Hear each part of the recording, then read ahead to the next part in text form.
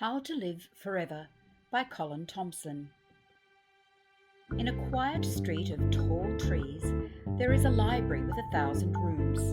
On the shelves are copies of every book that has ever been written. But one book is missing.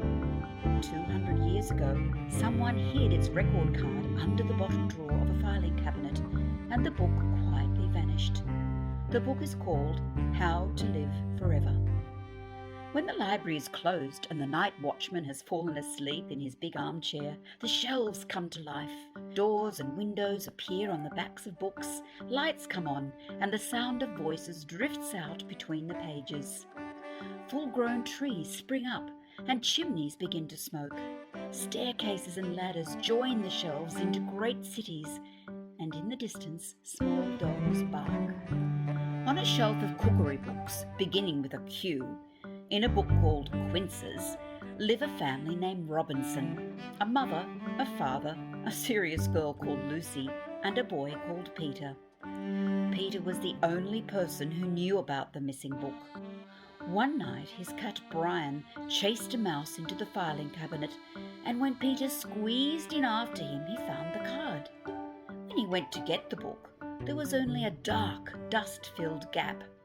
Peter decided that no matter what he had to do, he would find the lost book. "If I can find it," he said to Brian, "we will never grow old." Every night for the next 2 years, Peter and Brian searched for the book. On the empty shelves near the empty space, there were books of age-old medicines and healthy books full of exercises and salads. He walked past rows of books with people in leotards leaping about, eating celery and having their thighs photographed. But it was always the same. When he looked closely, they all had wrinkles around their eyes. They were getting older. They didn't know about the book. "Where's that boy off to every night?" said his mother.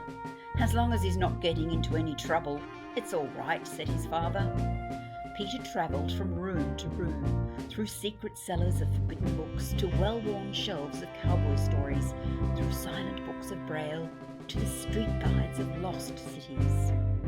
And then, on a dark shelf below the ceiling in a long-forgotten attic, Peter found 4 old men standing ankle-deep in dust, each balanced on one leg in front of a row of ancient Chinese books.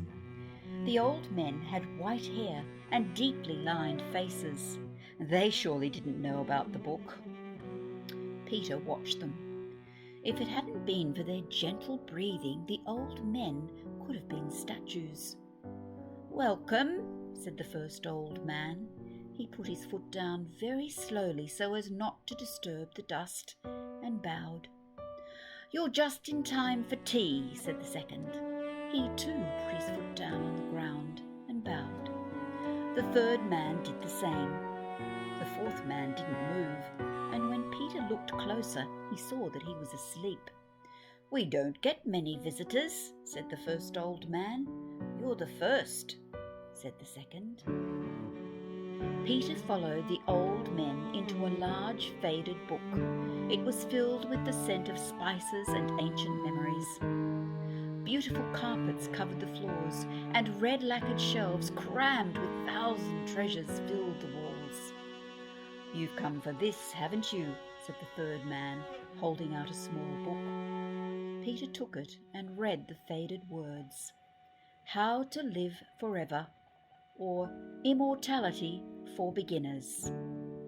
Peter couldn't understand it. If these 4 old men had the book, why were they so old? He thought for a moment. "It doesn't work, does it?" he said. "Oh, yes, it works," said one of the old men. "Well, why?" began Peter. "Why are we so old?" "Yes." "Follow me," said the old man, "and I will show you." He led Peter through a door into a Chinese garden. It was the most beautiful place the boy had ever seen. Delicate trees shivered in a soft breeze. Their blossoms fell into pools of clear water filled with silent fish. Chinese quail picked across the earth, and bright butterflies flew around his head. Peter just wanted to stand and stare, but the old man was walking down the path. "Where are we going?" said Peter, running after him. "To see the ancient child," said the old man. Peter followed the old man through the trees and into a clearing, and there, in a large chair, sat the ancient child.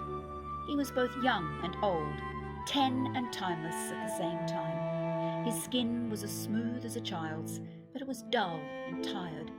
His eyes were a child's eyes, but they were weary and far away. "This young one has come for the book," said the old man. "You mustn't read it," said the ancient child. "It will drive you mad." "I am the only person," he went on, "who has read it and not lost his mind. I was younger than you when I found it, and I couldn't read it fast enough. Then while my friends grew up, I stayed like this. They grew out of toys and fell in love. They married and had children, and all I could do was sit and watch.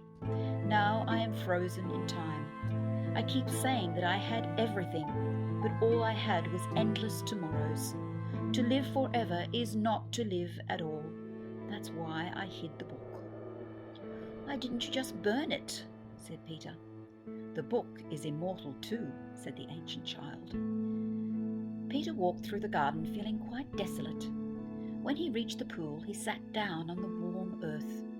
All afternoon he watched the goldfish. They too were growing old, but their children were swimming in their shadows. "I won't read it," he said, and went back to the ancient child. "You are wiser than I was," said the ancient child, and led him back to the world.